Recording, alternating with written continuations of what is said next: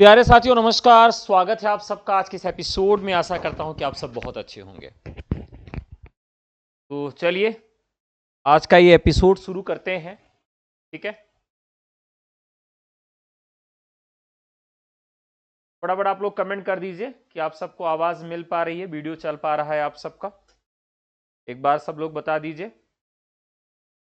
चलिए, तो सबसे पहले आज के पहले प्रश्न पे चलते हैं। कल हम लोगों ने यहाँ 30 प्रश्न तक कर लिया था। आज 31 क्वेश्चन नंबर जो है वहां से हम लोगों को अपनी बात शुरू करनी है। तो आज का 31 नंबर का जो प्रश्न है वो आपके स्क्रीन पर है।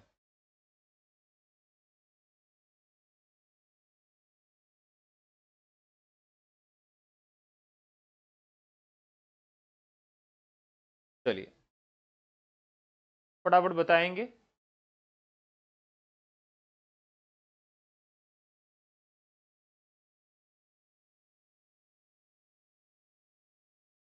ठीक है, ठीक है।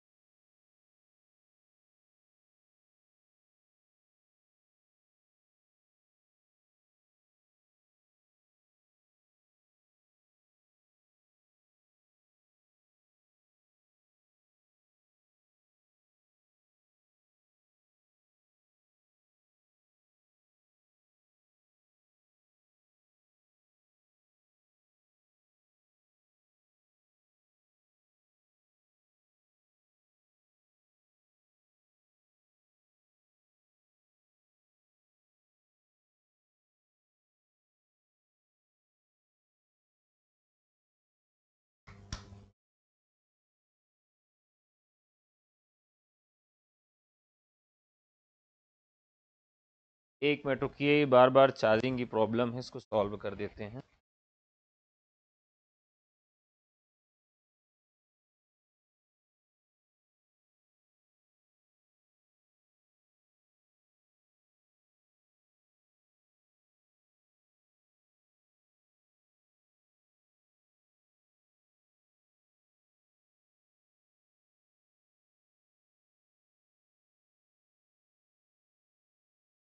अगले सवाल की तरफ चलते हैं। छत्र प्रकाश किसकी रचना है? छत्र प्रकाश किसकी रचना है? ये आप सबको बताना है। ये भी काफी महत्वपूर्ण सवाल है और निश्चित तौर पर आप इसका उत्तर जानते भी होंगे। छत्र प्रकाश किसकी रचना है?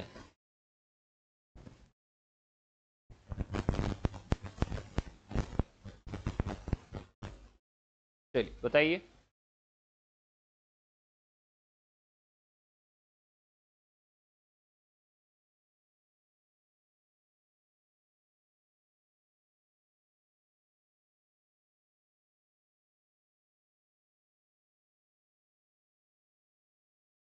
लाल कवि की, श्रीधर की, ग्वाल कवि की, या मंडन कवि की?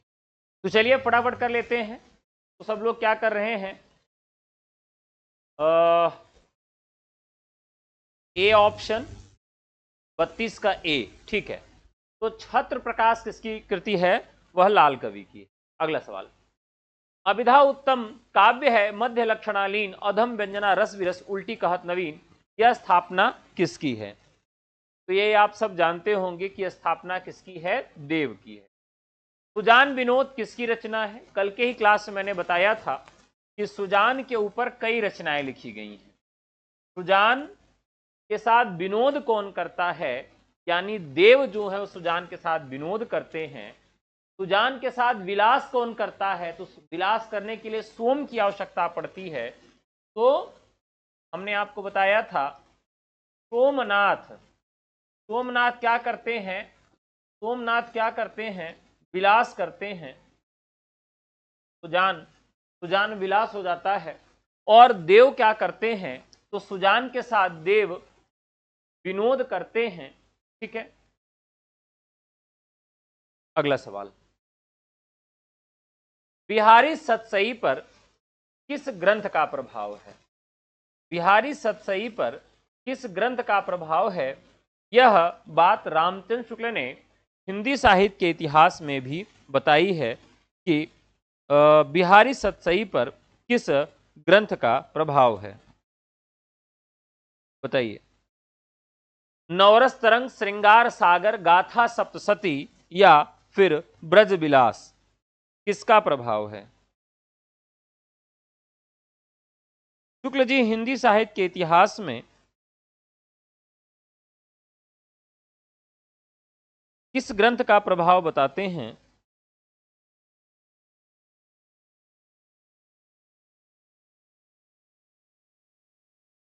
गाथा सप्तसती,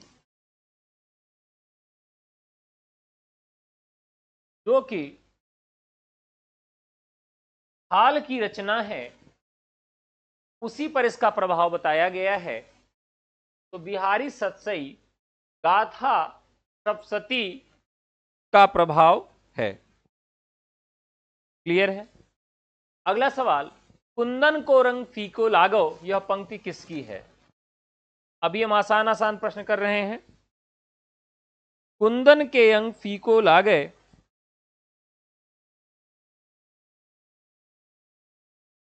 रसलीन, बृंद, मतिराम।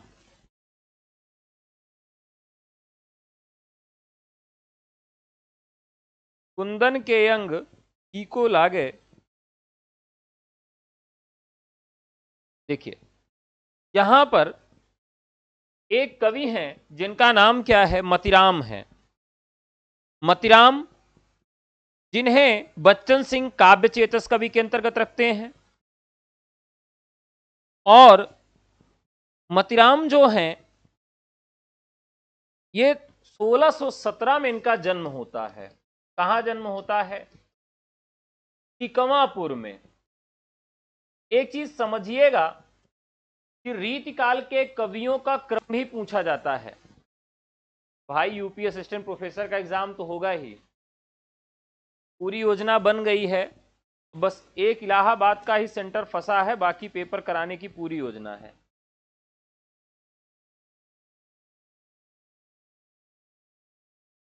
मतिराम, मतिराम देखिए यहां पर जो प्रमुख कवि हैं उनका क्रम भी पूछा जाता है। क्रम सब याद रखें। कैसे क्रम याद रखेंगे? चलिए दिखाता हूं आपको। तो रीतिकाल के कवियों का साथियों क्रम पूछा जाएगा आपसे। क्रम पूछा जाएगा, जैसे रीतिबद्ध कवियों का अगर आपसे क्रम पूछा जाए कि रीतिबद्ध कवियों में कौन पहले आएगा कौन बाद में आएगा, तो इसमें सबसे पहले चिंतामणि का नाम आएगा। किसका नाम आएगा? चिंतामणि का नाम आएगा। और इनकी केवल जन्मतिथि ही याद रखनी है, 1609। ये चिंतामणि की हो गई। भूषण, भूषण का समय क्या हो गया? 1613। जसवंत सिंह, जसवंत सिंह का समय 1626 और देव का समय पूछा जा सकता है 1673 जो समय है वह देव का है। रसलीन 1699 इनका समय है और पद्माकर 1753। अब यहां ध्यान रखिएगा कि ये पूरा जो कवियों का क्रम है, यानी रीतिबद्ध कवियों का अनुक्रम अलग पूछा जा सकता है, रीति सिद्ध कवियों का अनुक्रम अलग पूछा जा सकता है, तो सबका अनुक्रम हमको याद रखना है। कैसे याद रखेंगे? तो देखिए, सबसे बड़े घर में जो सबसे बड़े होते हैं उनके ऊपर चिंता अधिक रहती है।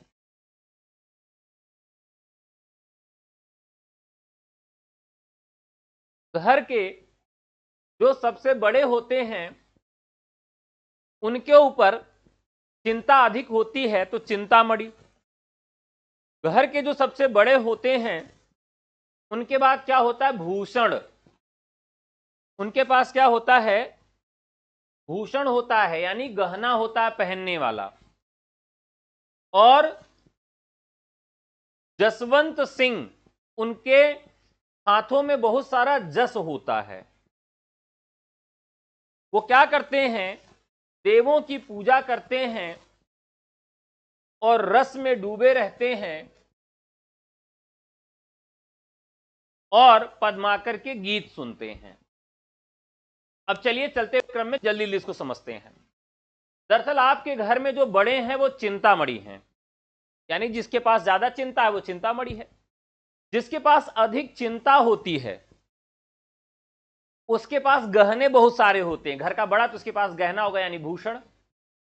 और जो घर का बड़ा होता है जिसके पास गहने हैं उसके पास जस भी बहुत होता है, किसी का भी जस कर देगा। जसवंत सिंह, भूषण के बाद जसवंत सिंह। सबसे पहले चिंता अधिक होगी, उसके पास भूषण अधिक होगा, गहना, फिर वो सबका जस भी करेगा।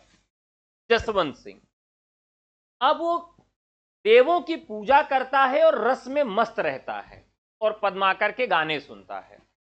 तो ये हमारा ट्रिक हो गया। इस तरीके से इसको क्रम में अगर हम देखें तो आसानी से हमें याद हो गया। क्या हो गया? चिंतामणि, भूषण, जसवंत सिंह, देव, रसनील और पद्माकर, ये एक क्रम हो गया।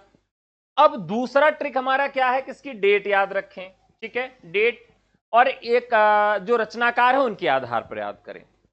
देखिए यहां पर पहला हम लेंगे चिंता। चिंता हुई भूषण की। भूषण मतलब आभूषण, लिख लीजिए। हर आदमी को किसकी चिंता होती है? आभूषण की चिंता होती है। हर आदमी को किसकी चिंता होती है? आभूषण की, कि हमारा गहना कहीं चोरी न हो जाए। महिलाएं भी बेचारी बहुत डरी हुई होती हैं। तो चिंता हुई आभूषण की कि जस देव हमको दिए हैं, जस देव हमको दिए हैं। चिंता हुई भूषण की, जस देव हमको दिए हैं, रस पद छिन न जाए। तो बस हर एक आदमी को अपने आभूषण की बहुत चिंता होती है कि कहीं वो खत्म न हो जाए। तो चिंता हुई आभूषण की कि जस देव हमको दिए हैं, यानी भगवान हमको जैसे ये गहना दिए हैं, कहीं वो रस पद छीन न जाए। अगर चोरी हो गया तो बड़ी दिक्कत होगी। खास करके इस तरह से कई बार समस्या होती है। तो चिंता हुई भूषण की, जस देव हमको दिए हैं, रस पद छिन न जाए। एक ये हो गया। और दूसरा, घर का बड़ा लड़का, चिंता उसको हमेशा रहती है, उसके पास बहुत सारे आभूषण होते हैं, वो जस लोगों का करता है, देवों की पूजा करता है और रस में डूबकर पद्माकर के गाने सुनता है। तो इस तरीके से जो ये महत्वपूर्ण रीतिबद्ध कवि हैं, इनका कालक्रमानुसार पूछा जाएगा कि इनको क्रम में रखिए। मेरे तो गिरधर गोपाल। अब ये बहुत आसान सा सवाल है। फटाफट आसान सवाल करते हैं, फिर कठिन सवालों की तरफ आपको लेके चलेंगे। दूसरों न कोई, ये जानते हैं मीराबाई की रचना है। कवितावली के रचयिता कौन है? देखिए जितनी भी रचनाओं में वली लगा हुआ है, वली और पत्रिका, वली पत्रिका। अब देखिए बनारस में कितने वली लोग, 4 वली लोग जाते हैं एक बैरागी के पास। किसके पास जाते हैं? एक बैरागी के पास जाते हैं और उसको धमकी देते हैं, लेकिन वह उनसे डरता नहीं, उनको विनय की पत्रिका थमा देता है। ध्यान समझिएगा, 4 वली लोग कहां जाते हैं? तो 4 वली लोग जाते हैं एक बैरागी के पास और वह बैरागी उनसे डरता नहीं है, बशर्ते वह उनको क्या थमा देता है? हाथ में, उनको हाथ में थमा देता है विनय पत्रिका। अब ध्यान रखिएगा, विनय पत्रिका ब्रजभाषा में और जितनी भी रचनाओं में वली लगा है वो सब भी कृष्ण गीतावली, गीतावली, दोहावली, कवितावली।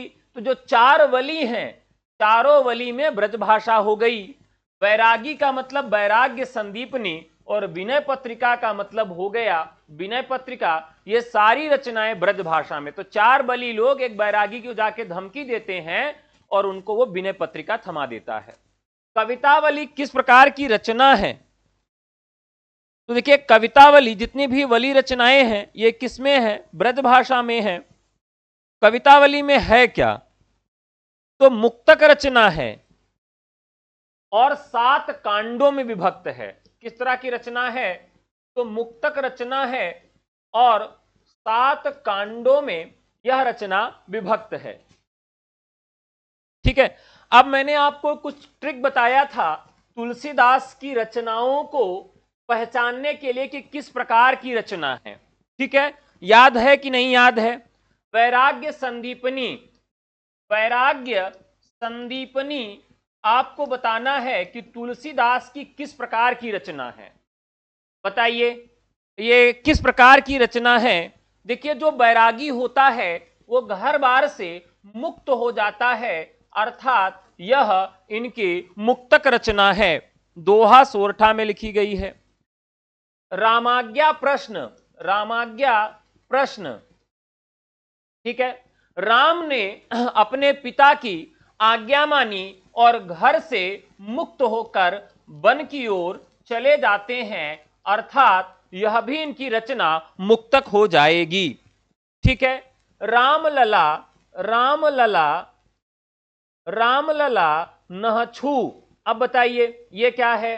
तो मैंने आपको बताया था कि यह सोहर छंद में लिखा गया है और जो सोहर छंद लिखा जाता है वो हमेशा एक चीज दूसरे से कनेक्ट होती है, एक राग होती है, बाकी सब कनेक्ट होता है। कैसे कि जैसे हमारे भैया के चढ़ाओ आयन हो, इनके बुआ के आयन बधाऊ हो, इनके चाची के। अब मतलब देखिए चाची आएंगी, बुआ आएंगी, दादा आएंगी, नानी आएंगी, यानी सब उसमें जुड़ते चले जाएंगे। बधाओ गीत अगर आप सुनिए तो बधाइयां हो, अब चाची दे रही, मतलब हर चीज जुड़ता जा रहा है, यानी सब प्रबंध के रूप में जुड़ता जा रहा है। चाची, दादी, नानी, काकी सब एक दूसरे से प्रबंध के रूप में जुड़ता जा रहा है सोहर गीत में।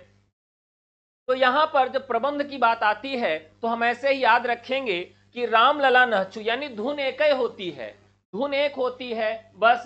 हाँ, धुन एक होती है। जैसे राम, मान लीजिए आप कहेंगे कि बन्ना बन्नी वाली, 3:30 बजे, 3:30 बजे बन्ना जरूर आना, 3:30 बजे, अरे बन्नी के मोटरसाइकिल पे बैठाना, सजन तुम जल्दी आना, 3:30 बजे।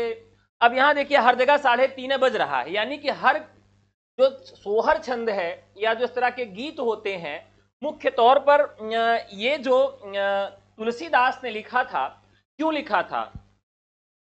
तो ये जो उन्होंने गीत लिखे वो लिखे थे कि जो अश्लीलता फैली है अवध के क्षेत्र में, वो अश्लीलता समाप्त हो जाए। अश्लीलता को समाप्त करने के लिए उन्होंने यह काम किया था। तो ये राम लला नहछू इनका प्रबंध हो गया। ठीक है, अब इसी तरीके से देखिए रामचरितमानस तो आपको मालूम ही है। अब बताइए जानकी मंगल, बताइए जानकी मंगल किस तरह की रचना है? जानकी मंगल, अब देखिए साथियों, जब भी विवाह की बात आती है, जब भी विवाह की बात आती है तो कभी भी मतलब ऐसे जल्दबाजी में काम नहीं होता है, एकदम क्रम से होगा ना। ऐसा थोड़ी कोई कहे भैया जल्दी के तो ऐसा कुछ नहीं होगा। यानी 7 वचन अगर सुनाए जाने हैं तो सातों वचन आपको क्रम से ही सुनाए जाएंगे। यानी कि परछन कब होगा, सारा क्रम कब होगा, उस क्रम से ही पूरा विवाह निर्धारित होगा। यानी जब किसी का विवाह होगा, जानकी का जब विवाह होगा तो वो भी पूरे प्रबंध तरीके से होगा, यानी कोई भी जल्दबाजी उसमें भी नहीं होगी। तो जानकी मंगल भी क्या हो गया, इनका प्रबंध हो गया, प्रबंध काव्य हो गया। ठीक है, अब एक विवाह और तुलसीदास करवाए हैं, पार्वती का मंगल। तो पार्वती का भी अगर मंगल यानी विवाह है तो विवाह भी, यह भी इनका विवाह कैसे होगा, तो इनका भी विवाह कैसे होगा, एकदम से प्रबंध में होगा, उसमें कोई भी और दिक्कत नहीं आएगी। अब देखिए कृष्ण गीतावली, कृष्ण गीतावली। अब साथियों श्री कृष्ण गीतावली जो रचना है, अब देखिए इसमें गीत की बात की गई है, यानी यह एक गीत काव्य है, इसमें भी कोई दिक्कत नहीं, आपको याद हो जाएगा। गीतावली भी इसी तरह की रचना है। विनय पत्रिका, ध्यान रखिएगा, विनय पत्रिका, विनय पत्रिका। अब ये किस तरह की रचना है? आप कहें गुरुजी इसमें कोनो ट्रिकें नहीं बन रही है। तो देखिए विनय पत्रिका का मतलब क्या होता है कि जब आप किसी से विनय करते हैं तो वह गीतात्मक होता है, सदैव विनय गीतात्मक होता है। आप भगवान की स्तुति करते हैं तो वह भी एकदम गीतात्मक होता है। महिलाएं रुदन करती हैं तो वह भी बहुत कैसे होता है, गीतात्मक होता है। यानी विदाई के गीत अगर आप सुनिए तो विनय के पद होते हैं। वो महिलाएं किस प्रकार से रोती हैं, एकदम विनय के पद में रोती हैं। कैसे रोती हैं? अरे हमरे बीरना रोटिया के बनई है, अरे राम हो, अरे हमरे बीरना के रोटिया के बनई है हो राम। अब देखिए वहां पर भी विनय में भी क्या है, विनय में हमेशा गीतात्मकता होती है।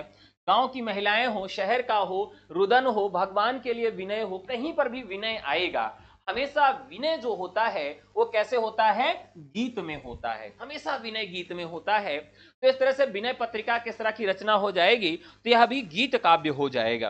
ठीक है, अब बात करते हैं दोहावली। चलिए दोहावली, अब आप देखिए यहां पर दोहावली से मतलब देखने में ही लग रहा है कि यहां पर दोहा की ही बात की गई है, दोहा की ही बात की गई है, यानी ये मुक्तक है, तो इसमें हमको कोई समस्या नहीं है, कोई परेशानी नहीं है, दोहावली हो गई। अब ध्यान रखिएगा बरवै रामायण, बरवै रामायण, ठीक है, बरवै रामायण। तो देखिए हम लोगों के यहाँ कहा जाता है कि हमार लड़कियों भैया बर बुतान बा, जब से एकरे मूछा दाढ़ी आए बा ना बर बुतान बा। बरना, बरना का मतलब बर्न होना, बर्न होना का मतलब जलना। तो यहां जब आदमी कोई बर जाएगा तो क्या हो जाता है, जीवन से मुक्त हो जाता है। क्या होता है, जीवन से मुक्त हो जाता है। तो बरना का मतलब मुक्त होना, यह भी आपको याद हो जाएगा। ठीक है, तो ये राइट आंसर हो गया। ये भी किस तरह की रचना हो गई, मुक्तक हो गई। अब कवितावली मैंने आपको बता ही दिया मुक्तक रचना है। तो अगर अब मेरे इस पढ़ाने के बाद, अगर मेरे पढ़ाने के बाद अब अगर आप सबका ये प्रश्न गलत हुआ तो फिर वह खोपड़िया पकड़ के गुरु ना ऐसे नकिया रगाड़ दे। मतलब इसके बाद भी अगर ये सवाल गलत हो तब भी समझिए कि सब बेकार है, मेरा पढ़ाना कोई मतलब नहीं निकला पढ़ाने का। तो कवितावली के रचयिता कौन है, तो ये राइट आंसर हो जाएगा आपका तुलसीदास। चलिए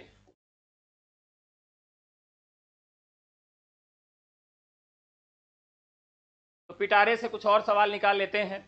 कौन कौन आ गया है? हेमा जी, कल्पना जी, संयोगिता जी, अमृता जी, और लगातार आप सके नींद आ रही है सर? अरे ऐसा मत कहिए। आचार्य रामचंद्र शुक्ल ने रीतिकाल का प्रवर्तक किन्हें माना है? चलिए बहुत बढ़िया सा सवाल है, बताइएगा। आचार्य रामचंद्र शुक्ल ने रीतिकाल का प्रवर्तक किसे माना है? देखिए थोड़ा बहुत इसीलिए मजाक वजाक कर देता हूं कि आपकी नींद नींद भाग जाए। पढ़ाई भी बहुत प्रेशर में नहीं होती, मजे मजे में पढ़ाई होती है। आचार्य रामचंद्र शुक्ल ने रीतिकाल का प्रवर्तक किन्हें माना है? चलिए अब देखते हैं प्रवर्तक की बात आती है। कृपाराम, कृपाराम, कृपाराम जिनकी रचना का नाम क्या है? देखिए अब इसको कैसे याद करेंगे, हमेशा हर एक रचना को कनेक्ट करिए। कृपा, देखिए जब कोई आपका हित चाहता है, क्या चाहता है, कोई भी आपका हित चाहता है तो आपके ऊपर क्या करता है? कृपा करता है। तरंगणी रचना की हो गई। कृपाराम जिनका समय क्या है? 1541 है, 1541 है, यानी समय के आधार पर कृपाराम को क्या माना जाता है? रीतिकाल का प्रवर्तक माना जाता है। 1555 केशवदास, केशवदास 1555, 1555 केशवदास को कालक्रम और रचना व्यक्तित्व की समृद्धि की दृष्टि से इन्हें माना गया। और इन्हें किसने माना ये भी आपको याद रखना होगा, तो डॉक्टर नगेंद्र ने माना। फिर आते हैं आपके चिंतामणि।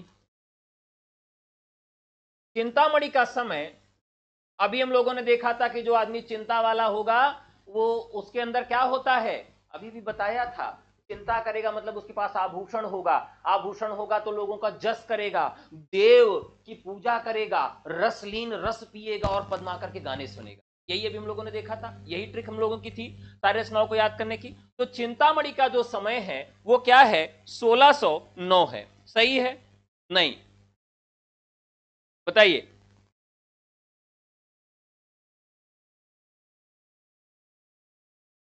चलिए अब देखिए यहां पर पद्माकर, केशवदास और चिंतामणि, कई बार इन तीन कवियों को रख दिया जाता है कि इनको कालक्रम में रखिए। क्या कहा जाता है? कि इनको कालक्रम में रखिए। अब देखिए कृपाराम, कृपाराम को समय के आधार पर रख दिया गया। डॉक्टर नगेंद्र ने केशवदास को किस आधार? तो रचनाकार व्यक्तित्व की समृद्धि की दृष्टि से उन्होंने कहा इतने बड़े रचनाकार है, उतना व्यक्तित्व इनका समृद्ध है, इसकी वजह से केशवदास को नगेंद्र ने रख दिया।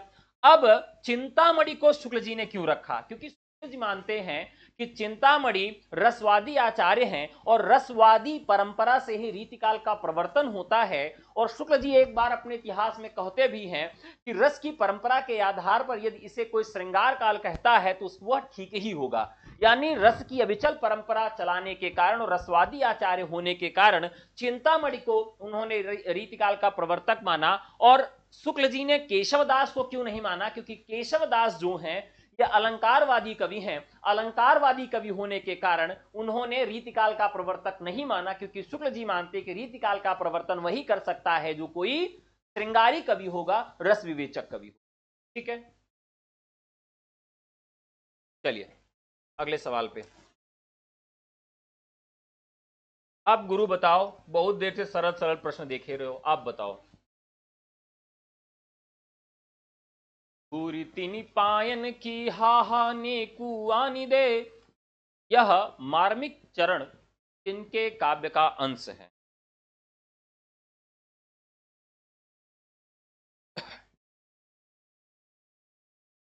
धूर तिनी पायन की हाहा ने कुआनी दे। देखिए अब एक चीज बहुत अच्छे से समझिए, प्रेम में इतनी शक्ति होती है, प्रेम में इतनी शक्ति होती है कि प्रेम में हर एक चीज जायज हो जाता है। और प्रेम में मतलब उसकी गंदी चीजें भी आपके लिए तनिक भी घृणा का भाव नहीं उत्पन्न करती। अभी एक प्रेम की कहानी घटित हुई, उसका पति कैंसर से शायद बीमार था, ब्रेन हेमरेज हुआ था, चल बसा। तो इतनी बुरी और इतनी गंदी हालत में उसका पति है, लेकिन उसको तनिक भी घिन नहीं आती है। कारण यह है कि प्रेम में ये सब कुछ जो है वो सूंघने, महसूस करने और बहुत तरह की जो शक्तियां हैं वह अनुकूल हो जाती हैं। तो यहां पर जो बात की गई है, धूर तिन पायन की हा हा नेकुआन दे। मैंने तो एक लड़के को सुना था, वो रॉन्ग नंबर पा गया और फोन किया एक लड़की के पास, तो कहता है कि तुम्हारी आवाज बहुत अच्छी लगी। तो वो लड़की गांव की थी, तो गांव की भाषा में गाली दे रही है, माटी दियवनु नहीं तो माटी दियवनु कह रही थी। तो मैंने कहा ये क्या है माटी दियवनु? बहुत दिन बाद मैं इसका ट्रांसलेट करके समझ पाया। तो लड़का खुश होके कह रहा था कि कोई बात नहीं, तेरी गाली भी मुझे बहुत अच्छी लगती, और गाली दे। और वो गाली दिए जा रही थी लड़की। यहाँ यही बात है कि धूर तीन पायन की हा हा नेकु आनी दे। पांव की धूल की बात की गई है। और एक ही ऐसा कवि है यहां पर। अब भैया नींद आ रही है तो अब सुलाने वाला काम तो हम कर नहीं सकते हैं, नहीं बुला लेते कमरे पे, भैया को सुला देते, क्या कर सकते हैं बताइए एस एस राजपूत, सो जाइए। ये राइट आंसर यहां पर हो जाएगा। एक प्रेम के उन्मत्त कवि हैं यहां पर, शुक्ल जी इनसे बहुत खुश थे। शुक्ल जी इनके ऊपर बहुत खुश हुए। और क्यों खुश हुए? क्योंकि शुक्ल जी कहते हैं कि और सारे लोग तो दूसरे के लिए रोते हैं, लेकिन इनका जो दुख है वो स्वयं का है। तो राइट आंसर हो जाएगा घनानंद। चलिए अगला सवाल है, द्विजदेव का वास्तविक नाम क्या था? द्विजदेव का वास्तविक नाम क्या था, बताइए। देखते हैं कितना लोग सही जवाब देते हैं। द्विजदेव। लेकिन यह भी मुझे बताइएगा, द्विजदेव का वास्तविक नाम क्या था? राजा मान सिंह, राजा मान सिंह, बलवंत सिंह, महेश दास, राजा नृपशंभु। देखिए इनका वास्तविक नाम क्या था? तो वास्तविक नाम था इनका राजा मान सिंह। और इन्हें हम किस श्रेणी में रखते हैं? तो रीति मुक्त कवियों में रखते हैं, घनानंद, बोधा, आलम, ठाकुर इत्यादि में रखते हैं। अब बात करते हैं कि बच्चन सिंह इनको किस श्रेणी में रखते हैं। यानी अगर हम बच्चन सिंह की बात करें तो बच्चन सिंह द्विजदेव को किस श्रेणी में रखते हैं, ये आपको बताना है। तो आप सब जानते हैं कि बच्चन सिंह ने रीतिकाल का दो भाग किया। यानी कि उन्होंने कहा, मुक्त रीति कवि उन्होंने नाम दिया, और मुक्त रीति कवि में उन्होंने दो भाग किया। मुक्त रीति कवियों का उन्होंने दो भाग किया। एक को उन्होंने अभिजात्य वर्ग कहा, अभिजात्य वर्ग कहा, और दूसरे को उन्होंने स्वच्छंद कवि कहा। तो ये किसके अंतर्गत आएंगे? तो ये जो राजा मानसिंह जी हैं ये स्वच्छंद कवियों के अंतर्गत आएंगे। आलम घन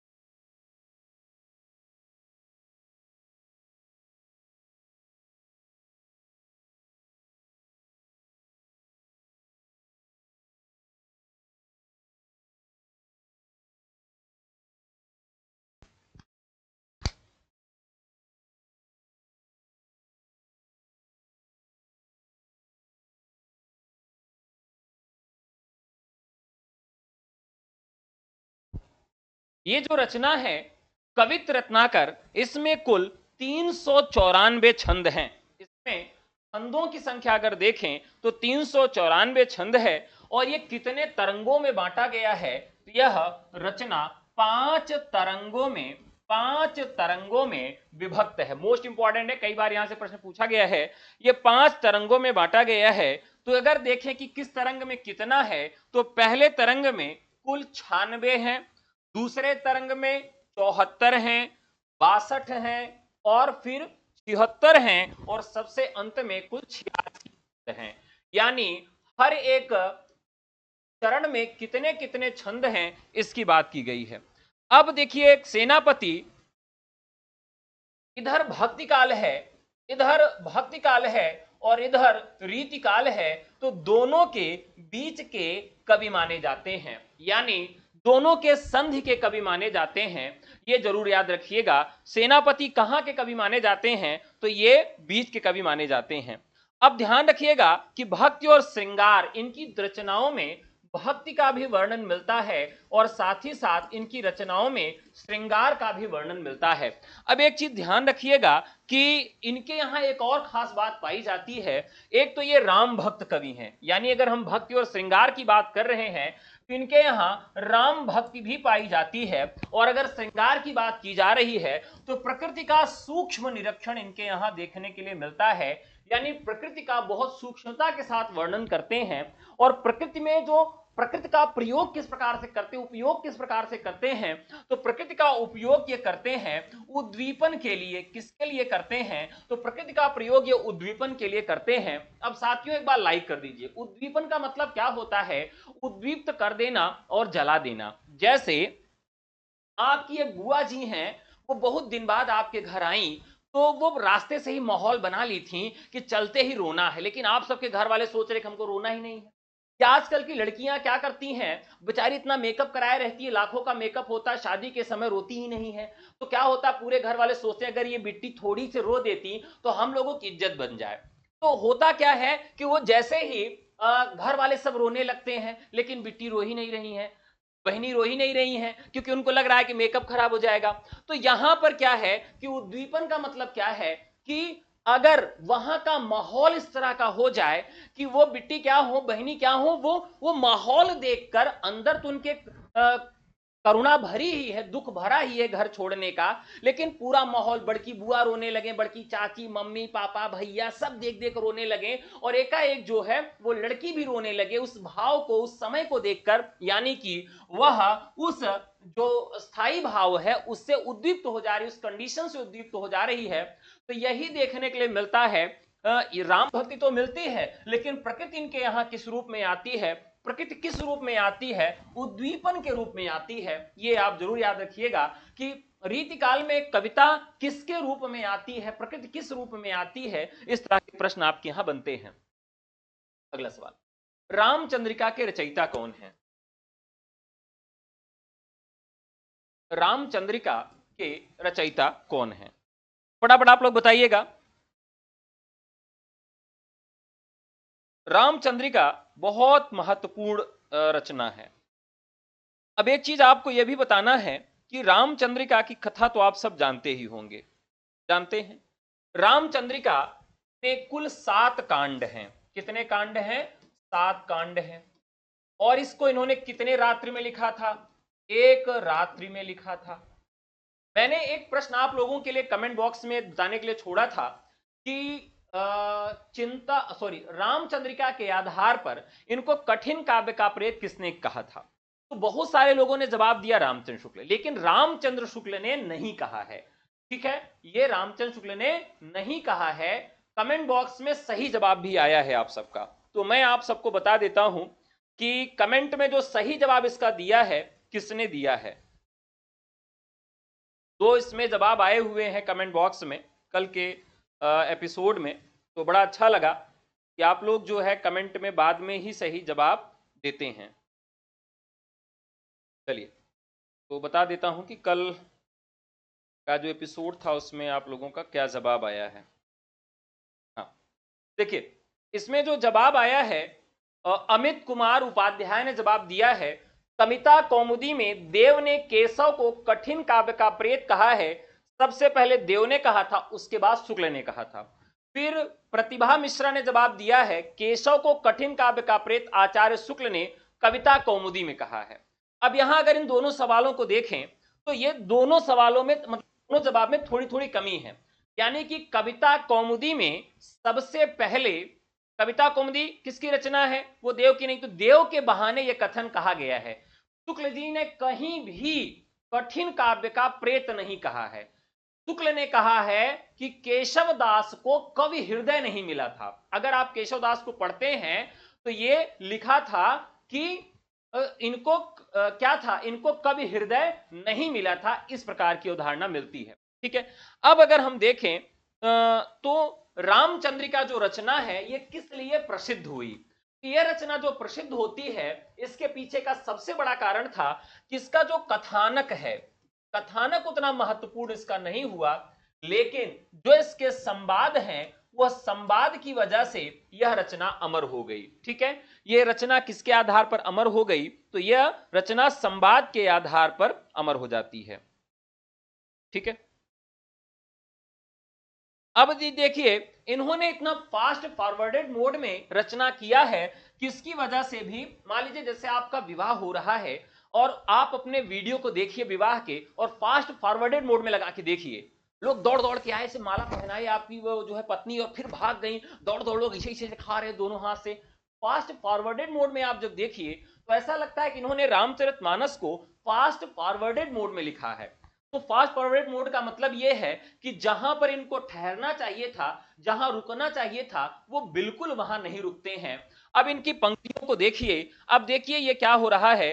लंका कांड की एक पंक्ति आपको सुनाते हैं, विजय छंद में उन्होंने लिखा है, मंदोदरी राम की बाम। अब चाहे इसको तो आप कैसे गा सकते हैं, इन्होंने जो लिखा है आप रैप सॉन्ग में भी चाहें तो इसको गा सकते हैं। किस तरह से रैप सॉन्ग जो आजकल का चला हुआ है, मंदोदरी राम की बाम जोवानी चुराई, सोलंका में मिच बोली लजू जाई, क्यों न जीते हो तीसो जिन को धन रेखु न नाधी गई जू, 20 बलवंते हुते जो हुती दृग केशव रूपराई जो, तोरी सरासन शंकर को पीसी स्वयंवर कलाई जू। अब यहां इतने में ही ये पूरी बात बता देते हैं कि किस प्रकार से वो मंदोदरी अपनी बात को रख रही है। मतलब बहुत फास्ट फॉरवर्डेड मोड में इनकी बात को यहां पर रखा गया है। अब कई जगह जब आप देखें जो मतलब आप इनका सुंदरकांड देखिए, जो सुंदरकांड बहुत अच्छी पंक्तियों के लिए जाना जाता है। सुंदरकांड में भी ये बहुत जल्दबाजी में ही लिखते हैं। क्या लिखते हैं कि उददीनक पति शत्रु को उदित जानी बलवंत, अंतरिक्ष ही लक्ष्य पद अच्छ हुए हनुमंत, बीच गए सुरसा मिली और सिंह का नारी, और ली लियो हनुमंत ते ही कड़े उदर कहीं फारी। ये ऐसी पंक्तियां ये लिखते हैं जैसे अभी एक फिल्म आई हुई थी आदि पुरुष, उसमें कहते हैं कि कपड़ा भी तेरा जलेगा, और क्या जलता है, कपड़ा भी तेरा जलेगा, तेल भी तेरा जलेगा, और जलेगी तेरे बाप की। इस तरह से कथन लिखे गए थे हनुमान के लिए।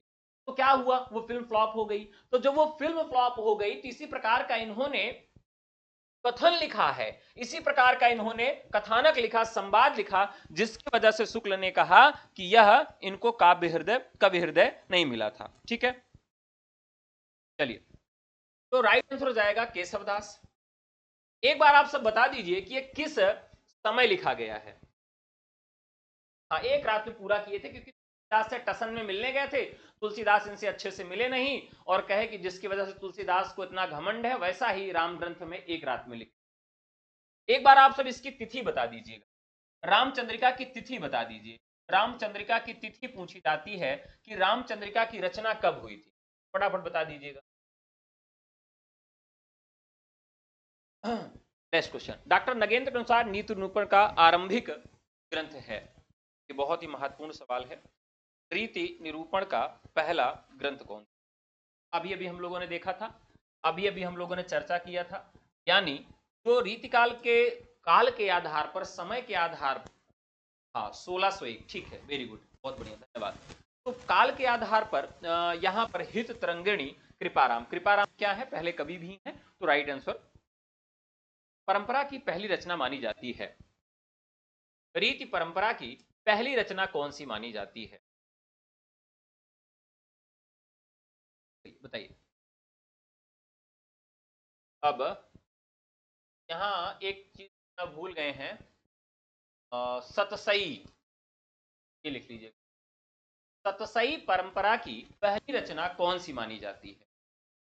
सर यूपी से हूँ, राजस्थान से टीचर, हाँ हाँ भर सकते हैं, धूमधाम से भरिए।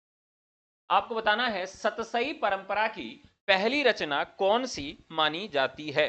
ठीक है, अब देखिए, अमरूक शतक, इसमें भी शतक है, 700 है। वृंद सतसई, इसमें भी 700 है। नीति शतक, तो इसमें भी 700 है। गाथा सप्तशती, इसमें भी 700 है। अब यहां सतसई परंपरा की बात करें, भर्तृहरि जो लिखते हैं, भर्तृहरि जो लिखते हैं वो संस्कृत में लिखते हैं, ठीक है। लेकिन यहां का जो राइट आंसर होगा, जिसके आधार पर बिहारी ने रचना लिखा था, अभी हम लोगों ने एक रचना पढ़ी थी, राम सतसई। राम सतसई किसकी रचना है, एक वीडियो इस पे बनाऊंगा मैं अलग से कि सतसई निरूपक ग्रंथ कौन कौन से हैं। तो आपको यह बताना है कि राम सतसई नामक ग्रंथ किसके द्वारा लिखा गया है। तो शुक्ल भी यही कहते हैं कि बिहारी ने जो रचना लिखा सतसई, वह किसके आधार पर लिखा, तो गाथा सप्तशती के आधार पर लिखा है। ठीक है। अब यहां पूछा गया है राम सतसई, तो अभी अभी हम लोगों ने इस पे बात किया था, तो ये राम सतसई किसकी है? राम सहाय दास की है। दरअसल राम सहाय दास की जो सतसई है, इस पर आरोप लगाया जाता है कि राम सहाय ने ऐसी सतसई लिखा है कि जिसके दोहों को अगर मिला दें तो वो बिहारी सतसई से मिल जाते हैं। लेकिन शुक्ल जी इस पे काउंटर करते हुए कहते हैं कि ऐसा कुछ भी नहीं है। अगर आप ऐसा मान रहे हैं तो रीति काल के जितने भी नियम हैं, काव्यशास्त्र के जितने नियम हैं, उनका आप उल्लंघन कर रहे हैं। ठीक है, अगला सवाल। रामचंद्रिका को छंदों का अजायब घर करने वाले समीक्षक कौन है? तो अभी अभी हम लोगों ने इसको देख लिया था, Ramswaroop Chaturvedi, right answer. Next question, यहां पर क्या करना है? मिलान करना है। पाणिनि चरित, सुजान चरित, छत्र प्रकाश।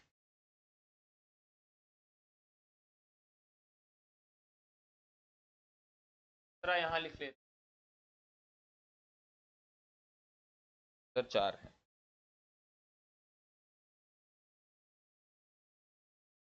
पाणिनि चरित, सर चिंतामणि लिखा है। मुबारक,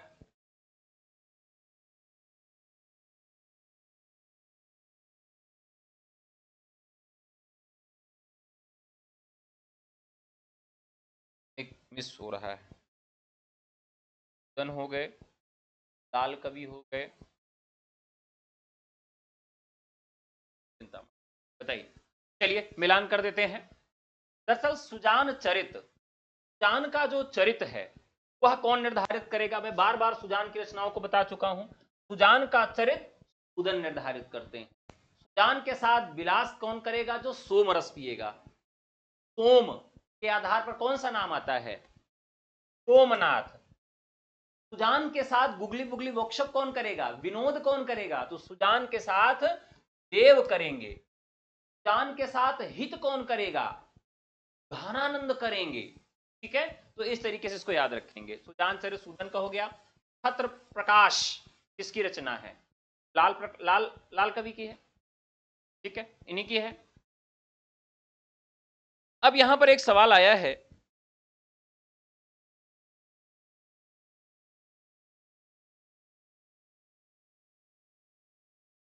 और चिंतामणि की एक रचना है, यहां लिख कवि कल्प तरु। ठीक है, अब ये इसको इसमें मिला देंगे। तो पाणिनि चरित मुबारक की हो गई, सुजान चरित सूदन की हो गई, कवि कुल कल्प तरु चिंतामणि की हो गई, छत्र प्रकाश लाल कवि की हो गई।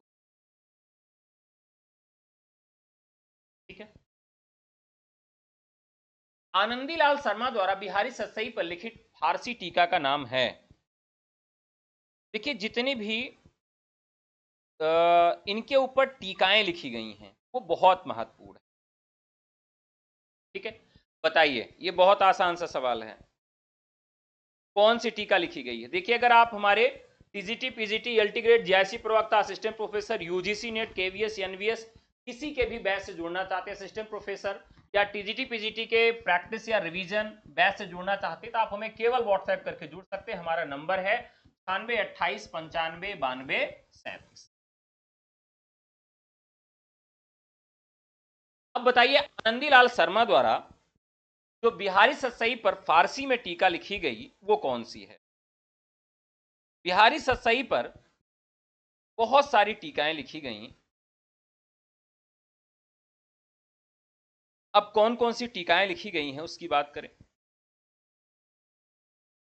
देखिए एक टीका आती है कृष्णलाल की, ये कई बार पूछी गई है। तो कृष्णलाल की जो टीका है उसका नाम क्या है? अमर चंद्रिका। अब ध्यान रखिएगा, कृष्ण भगवान थे इसलिए अमर थे, ऐसा याद रखेंगे। हरि रत्नाकर, यह सबसे नई टीका लिखी गई है। बिहारी सतसई पर सबसे पहले कौन सी टीका लिखी गई है? तो कृष्णलाल ने अमर चंद्रिका लिखी है, और बिहारी सतसई पर यह पहली टीका है, यानी पहली टीका यहां पर लिखी गई थी। और सर्वश्रेष्ठ टीका कौन सी मानी जाती है? तो जगन्नाथ दास रत्नाकर की, जगन्नाथ दास रत्नाकर की थोड़ी बोली हिंदी में लिखी गई हिंदी की सबसे पहली टीका है, सॉरी, सबसे सर्वश्रेष्ठ टीका की बात किया जाए तो खड़ी बोली हिंदी में लिखी गई सर्वश्रेष्ठ टीका है। और कृष्ण चंद्रिका, कृष्णलाल की अमर चंद्रिका जो है वह प्रथम टीका है जो इस पे लिखी गई है। ठीक है, अब यहां पर जो है फिरंगी सतसई जो है, बिहारी सतसई पर जो टीका लिखी गई आनंदीलाल शर्मा ने जो लिखा वह फिरंगी सतसई है और ये कई बार पूछी गई रचना है। अगला सवाल, बिहारी सतसई के प्रत्येक दोहे पर सवैया की रचना करने वाले कवि कौन हैं? अब ध्यान रखिएगा ये भी बहुत महत्वपूर्ण है। तो सवैये पे रचना ये करते हैं,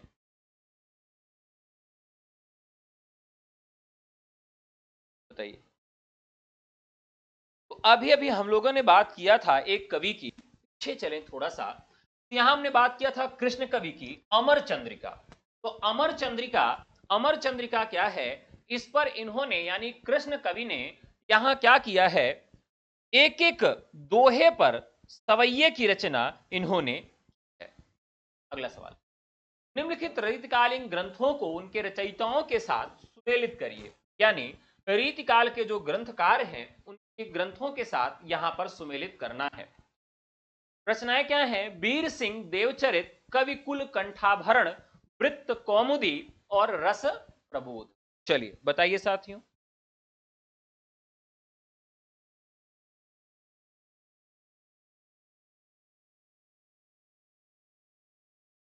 चलिए मैं बताता हूं, वीर सिंह देवचरित केशव की रचना है कि सही है?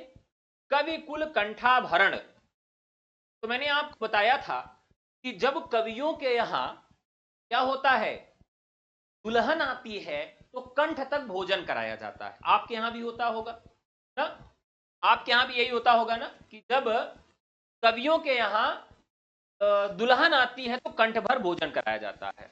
तो कवि कुल कंठाभरण, कवि दूल्हा हो गया, दूल्हा का मतलब दुल्हन मान लेंगे और कंठाभरण मतलब कंठ तक भोजन कराया जाता है। फिर क्या है, वृत्त कौमुदी, वृत्त कौमुदी और रस प्रबोध।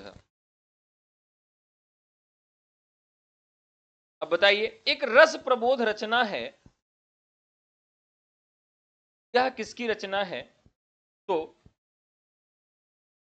सैयद गुलाब नबी रसलीन, इन्हें बिलग्रामी भी कहा जाता है, इन्हें बिलग्रामी भी कहा जाता है। तो इनकी रचना का नाम क्या है, रस प्रबोध है। ठीक है, फिर आती है वृत्त कौमुदी। अब बताइए वृत्त कौमुदी किसकी रचना है?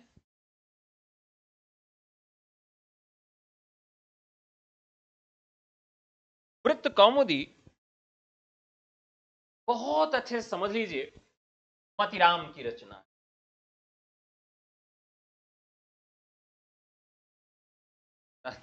अच्छा, कंठ पर, हाँ हाँ, हमारे यहाँ ऐसा ही होता है, दुल्हन जिस दिन आती है उस दिन कंठ पर भोजन कराया जाता है। तो इस तरीके से आप देखें तो वीर सिंह देवचरित, केशवदास, वृत्त कौमुदी मतिराम, कवि कुल कंठाभरण, कवि दूल्ह, रस प्रबोध, रसलीन की रचना हो।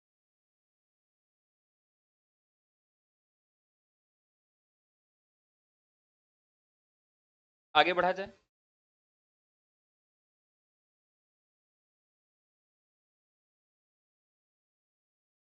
राधा कन्हाई तो सुमिरन को बहानो है। देखिए अब यहां पर क्या है, रिझी है सुकवि तो कविताई है, ना ही तो राधिका कन्हाई सुमिरन को बहानो है। तो रीतकालीन कवियों की भक्तिहीनता के संदर्भ में उक्त समीक्षा करने वाले कौन हैं? आचार्य शुक्ल, बाबू गुलाब राय, भिखारी दास या फिर देव? बहुत ही मतलब बहुत बढ़िया प्रश्न है। अब देखिए यहां पर ऐसी मतलब ऐसी कौन बात कर सकता है यार, कौन है यार ये? तो कौन है ये? नहीं भिखरिया, या भिखरिया यानी भिखारी जी हैं। आप देखिए जहां पर भी बात हो, आप इनकी ग्रंथों को देखिए, इनके ग्रंथ के नामों को देखिए कि मतलब ऐसे नाम कुछ और है और रचनाएं जो हैं इनकी कुछ और ही अलग तरह की हैं। जैसे निर्णय पर श्रृंगार निर्णय। अब श्रृंगार का निर्णय भैया आजकल कौन करेगा? तो अरे भैया भिखारी लोग करेंगे, और कौन करेगा? रस का निर्णय कौन करेगा? भिखारी लोग करेंगे भैया, और कौन करेगा? मतलब इस तरह से इनके ग्रंथ का भी नाम है कि आप तुरंत देखेंगे कि आपको लगेगा अच्छा, श्रृंगार का निर्णय आजकल कौन कर रहा है? अरे भैया श्रृंगार का निर्णय भी भिखारी लोग। इस तरह से याद करिए कि श्रृंगार का निर्णय कौन करेगा? भैया भिखारी करेंगे। रस का सारांश कौन बता रहा है? भिखारी लोग बता रहे हैं। अब भैया काव्य का निर्णय कौन कर रहा है? भिखारी लोग कर रहे हैं भैया। शतरंज शतिका, आजकल शतरंज कौन खेल रहा है? शतरंज कौन खेल रहा है? शतरंज शतिका, अरे भैया भिखारी लोग आजकल जो है शतरंज खेल। अब इसके बाद अच्छा और काम, अमरकोश कौन लिख रहा है? तो भिखारी लोग अमरकोश लिख रहे हैं। विष्णु पुराण भाषा, विष्णु पुराण कौन पढ़ रहा है? भिखारी लोग पढ़ रहे हैं। यानी राधा कनाई सुमिरक भानु, पूरे रीति काल पर इतना बड़ा प्रश्न चिन्ह कौन उठा रहा है? तो भिखारी दास ही उठा रहे हैं। और सुकविन के सरदार, हाँ वो भी बात देखिए, इतनी बड़ी बड़ी बातें जो कर रहा है वो कौन है? वो भिखारी है। इस तरह से याद करना है, ठीक है। भिखारी जहां भी हो उनकी आत्मा को शांति मिले, मुझे क्षमा करिएगा मैं उनको भिखारी ही कह रहा हूं। तो भिखारी उनका नाम ही था, बाकी वो भिखारी नहीं थे। मैं तो याद हो जाए आपको इसलिए मैं भिखारी भिखारी बार बार कहता हूं। चलिए, निम्नलिखित ग्रंथों को उनके कवियों के साथ आपको सम्मिलित करना है। कवि कुल कंठाभरण बताइए। देखिए, अब कवियों का जो कुल है उसका कंठाभरण कब होगा? जब कवि के यहां दुल्हन आई है। अरे दुल्हनी रामा दुल्हनी हो, दुल्हनी रामई हो, दुल्हनी जब आई है तो क्या होए? कभी दूल्हा, यानी जब दुल्हन आएंगी तभी क्या होगा? कवियों का कुल कंठ तक भरा जाएगा, ठीक है। फिर क्या होगा? छंदमाला, छंदमाला, ललित ललाम। अब ये देखिए, ललाम मतिराम, एकदम टोन मिल रहा है। सर्व 16 प्रकाश, ये गोविंद सिंह, ठीक है। सर आप कहां से लाइव कहा भैया डंडा लेके आओगे क्या? डंडा लेके तो नहीं आओगे कि निकल बाहर, आज बताता हूं। किस विद्वान ने केशव दास को भाषा का मिल्टन की संज्ञा दी?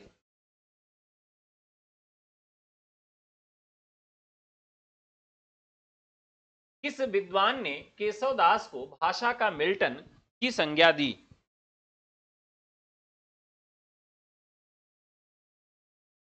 भाषा का मिल्टन। देखिए यहां पर मिश्र बंधु हैं, मिश्र बंधुओं ने इनको भाषा का मिल्टन की संज्ञा दी, ठीक है। अगला सवाल, जयसिकृत अखरावट की तर्ज पर लिखा रामदास सहाय के ग्रंथ का नाम क्या है? गुरु ई वाला सवाल जो बता देगा ना, जहां भी हम उसको बुला के रसगुल्ला खिलाएंगे, पीला वाला रसगुल्ला। जौनपुर में एक जगह है सुजानगंज, अब हमको नहीं लगता, हमको लगता है रीतिकाल से बड़ा प्रभावित जगह था सुजानगंज। तो सुजानगंज में एक मिठाई बहुत प्रसिद्ध है, ठीक है। जौनपुर में एक जगह है सुजानगंज जहां की मिठाई बहुत प्रसिद्ध है। और उस मिठाई में खास बात क्या है? ये खास बात है, ऐसी मिठाई होती है, और उस मिठाई को जानते हो क्या कहते हैं? इटम बम कहते हैं। खतरनाक तौर, इस सवाल का जो सही जवाब देगा गुरु, उसको हम एटम बम खिलाएंगे। बताओ, जयसिकृत अखरावट की तर्ज पर लिखा रामदास सहाय के ग्रंथ का नाम क्या है? एकदम सही है। तुक्का भी मारोगे गुरु तब भी ककहरा ही सही होगा। ककहरा। अब देखते हैं कितने लोगों ने सही जवाब दिया है सी।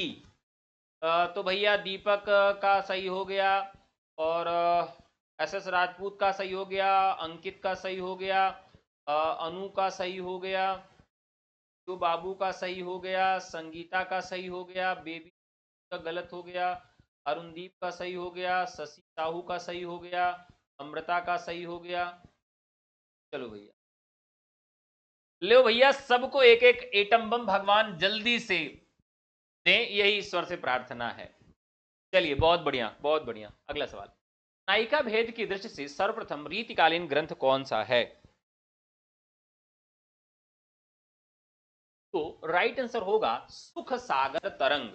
नायिका भेद की दृष्टि से सर्वप्रथम जो ग्रंथ लिखा गया वह ग्रंथ का नाम क्या है? सुख सागर तरंग।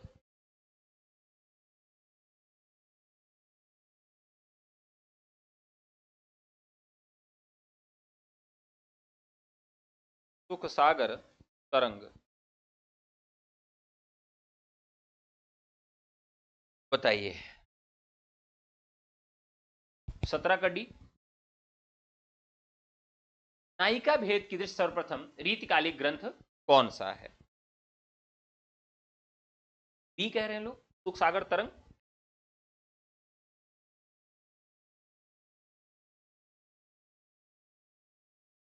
चलिए, ये आपका आज का क्वेश्चन ऑफ द डे है।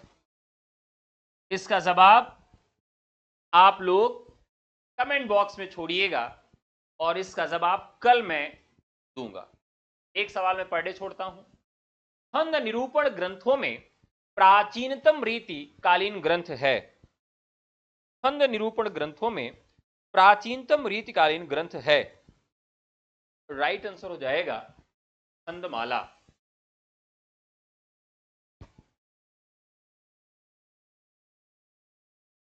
सर आप लास्ट 20 क्वेश्चन तक करेंगे, फिर आप लोग सोने चले जाइएगा, कोई दिक्कत नहीं। सुधानिधि, रतन हजारा, द्रोण पर्व और रामश्वमेध, यही मिला लीजिए। तो सुधानिधि तोष, देखिए सुधा, सुधा को क्या है? संतोष है। सुधा को संतोष इस तरह से याद रखेंगे। और रतन हजारा, रतन हजारा किसकी रचना है?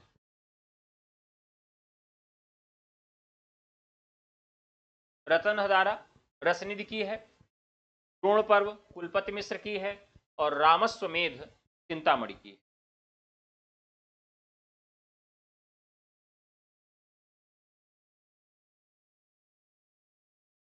देखिए, यहां एक जो रचना है रतन हजारा, यह रचना रसनिधि की, ठीक है, इसे जरूर याद रखिएगा। कुलपति, देखिए कुलपति की कुछ रचनाएं ऐसी हैं, काफी यार याद दिला दिए आप लोग। ठंडी हो गई भाई, आप लोग को पहले याद दिलाना चाहिए था। ठंडी हो गई मेरी कॉफी। अगला सवाल, निम्न में कौन सा रीति ग्रंथ मतिराम का नहीं है? तो ये आज का लास्ट क्वेश्चन है। निम्न में कौन सा ग्रंथ मतिराम का नहीं है? बताइए। तो रसराज मतिराम का है, अलंकार पंचाशिका, वृत्त विचार, वृत्त कौमुदी। यहां पर दो रचनाएं एकदम मिलती जुलती हैं। देखिए, जितनी भी रीतिकाल की मिलती जुलती रचनाएं हैं वो सब मैं आपको याद करा दूंगा, एकदम घबराने की जरूरत नहीं है। तो ये आज का जो सवाल है वो समाप्त हुआ। आज का एपिसोड आपको कैसा लगा जरूर बताइएगा। कल आपसे पुनः मुलाकात होगी। अगर आप हमारे नए बैचेस से जुड़ना चाहते हैं, जो टीटीटी एलटी ग्रेड जीआईसी प्रवक्ता असिस्टेंट प्रोफेसर के लिए है, बीपीएस 4 के लिए है, और डी+B के लिए है, तो आप व्हाट्सएप करके जुड़ सकते हैं। असिस्टेंट प्रोफेसर का रिवीजन बैच है, और यूपी टीजीटी का ब्रह्मास्त्र या रिवीजन बैच है, प्रैक्टिस बैच है। सभी बैचेस में जुड़ने के लिए आप हमें केवल व्हाट्सएप कर सकते हैं। हमारा नंबर है 9628959237। तो आज का एपिसोड अगर अच्छा लगा हो तो लाइक जरूर करिएगा, और एक सवाल जो आप लोगों के लिए छोड़ा है उसका कमेंट में जवाब जरूर छोड़िएगा, ठीक है। और अगर आपको क्लासेस अच्छी लगती हैं तो कमेंट में ज़रूर फीडबैक रखिएगा। तो आज के लिए इतना ही, फिर आप लोगों से कल मुलाकात होगी। चलिए मिलते हैं फिर। धन्यवाद, नमस्कार, जय।